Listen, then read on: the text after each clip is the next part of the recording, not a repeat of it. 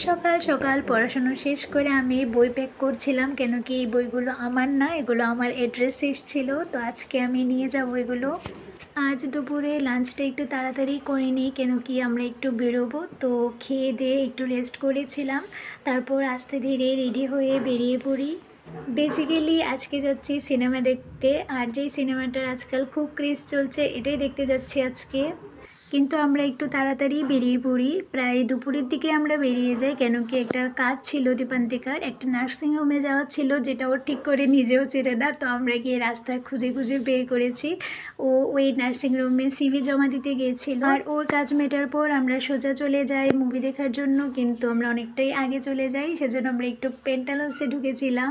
তো কিছু কালেকশান দেখি, ড্রেস দেখি, কিন্তু কিছু না নিয়ে অবভিয়াসলি বেরিয়ে যাই।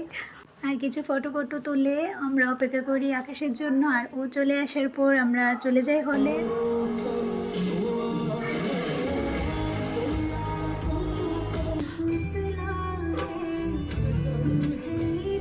So that's it for today, and thanks for watching. Bye bye.